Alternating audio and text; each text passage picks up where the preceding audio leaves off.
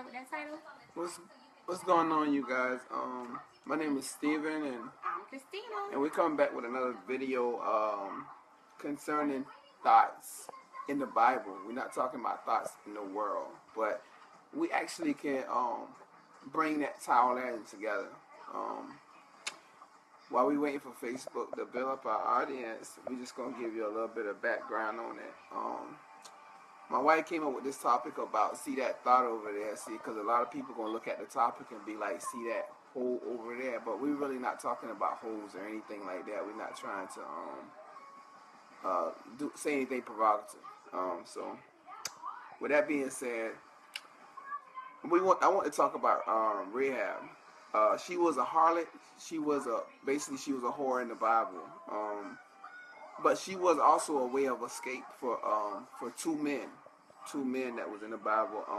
Joshua sent two spies out to a country to seek things out with King Jericho, and he had and King Jericho had sent the two spies out.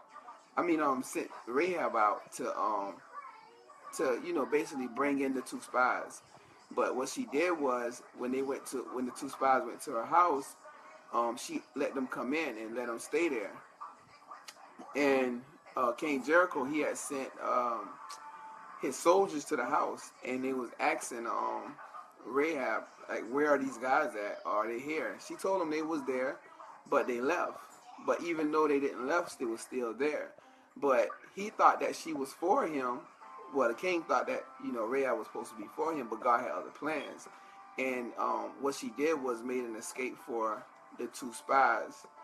And so with all that being said, you got to watch, how you look at people and how you perceive people. They might be your way of escape.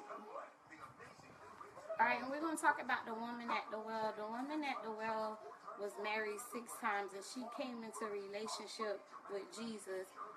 She was talking about, she made a statement that, how can you, a Jew, talk to a Samaritan woman like me? And Jesus was like, he cast down the religious side and he built relationship. He talked to her on the inside and the outside, and he actually changed her way. She had enough hands on her, y'all. A CSI could do an investigation, but Jesus was like, we're not going into that. There is something deep inside of you. You come out to this well every day, but you don't come out when other women do. And he wanted to change all of that. He helped this woman enough where she forgot her picture. She forgot the reason why she even came. She went back to town screaming and hollering, hey, there's a man from Galilee. If you trust in him, he'll set you free. She was just on it. And sometimes your thoughts, because you let religion keep you from talking to other people because you prefer to cast them down instead of help them up.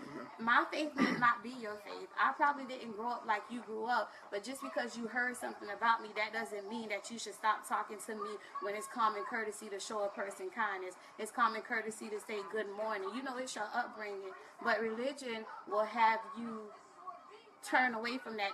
They would prefer that you cast the person out altogether because you hearing stuff about them in the street. This woman had 6 husbands, and Jesus told her, hey, the one that you with, five, but the one that you with isn't your husband now.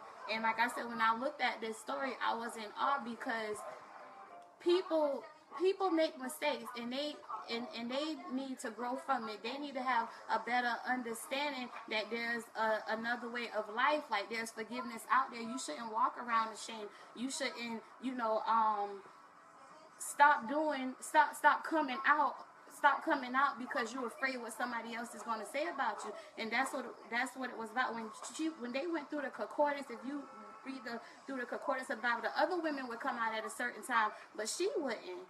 And maybe a part of it was that she was ashamed, but Jesus, he changed all of that. She went from coming out at a certain time to going out and telling everybody about him. Amen. Because he built a relationship instead of religion against her. Amen. So you got to try to change your thinking about people in a whole. So we might look at women who dress provocative. They might, we might see them. Men, their first instinct is, hey, what's going on? What's your name? See, I'm a Christian, so and that's, so I shouldn't be looking at a woman and be like, oh, she look bad. She shouldn't be out here looking like that. We should be actually trying to, give them Christ. You know what I'm saying? Give them a like, hey, invite them out to church. Hey, you go to church, man. I got my church home in so and so. We have some church on so and so date, so and so time. We need to be out here actually trying to help people instead of downing them and whenever we see them, because you never know the greatness that's inside of somebody. Look at me. I was a person who, not to talk about me a whole lot, but I was somebody who that people didn't even really care about. I was just a person I was a bad person all the way around. But look what God did in my life. There's some people who wouldn't even know who I am, I think I'm still the same way. But Christ came and He changed. So with that being said, stop looking at people with that stinking thinking, and just actually see what they're about, man. See if they need any help, and that's what this video is about, helping somebody who you might not think that meets your requirements. Because the woman that was at the well, she met Jesus Christ's requirements, and He wanted to help her, and He did help her. And with Him helping her, it caused a chain reaction, and she started helping other people. Each one teach one. That's what you call evangelism. And it's the same thing with the adulterous woman. Her case caused other people to look at their own condition, to look at their own house. You see what I'm saying? And we're not here to judge. That's one of the commandments, that you shouldn't judge, or you shall be judged.